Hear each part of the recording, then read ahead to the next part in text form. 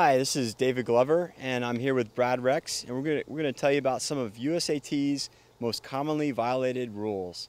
I'm gonna start with helmets. So whenever you have a helmet for your race, and you always need a helmet on the bike, first thing you want to look for is making sure you have a U.S. Consumer Product Safety Commission sticker. You'll find this on the inside. Now the key with helmets is that anytime you're on your bike, so that's warm up, during your race, and cool down, even if you're warming up on the trainer, at the race site, you need to have your helmet on. So once your helmet's on, it needs to be buckled. Outside assistance gets folks into trouble. Triathlons and duathlons are individual tests of fitness. Only take assistance from race support and neutral support. Transition areas. So in the morning, when you rack your bike, you want to make sure your bike and your equipment is racked in the appropriate position. This might be an individual space with your number, or it might be a rack, such as, for example, if you're number 95, you might rack your bike in 94 to 99.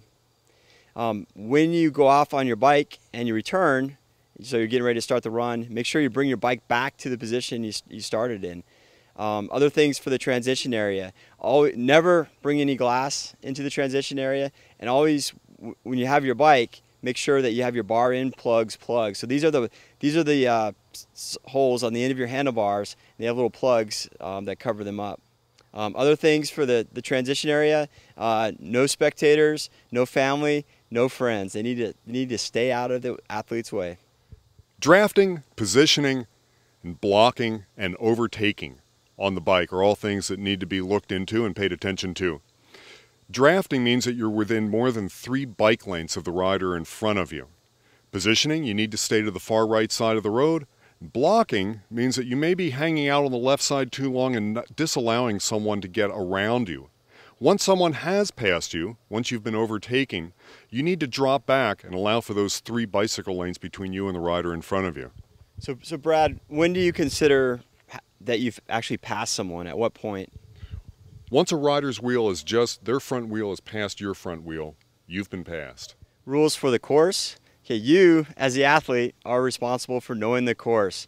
We highly recommend that you drive it ahead of time just so you're familiar with it.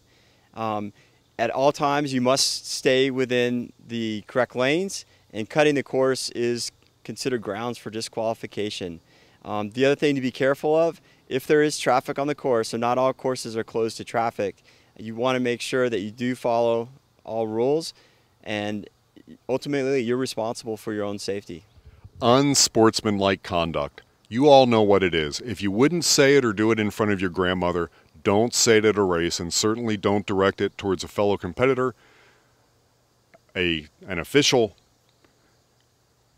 a volunteer. Behave yourself when you're out there.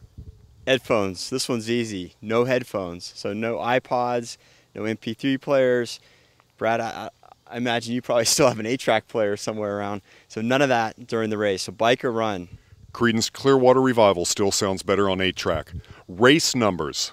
Race numbers are for identification. You need to have your race number on you and visible at all times, not tucked in the back of your shorts. And you are certainly never allowed to exchange your personal race number with another athlete. Wetsuits. We all love them, especially us non-swimmers.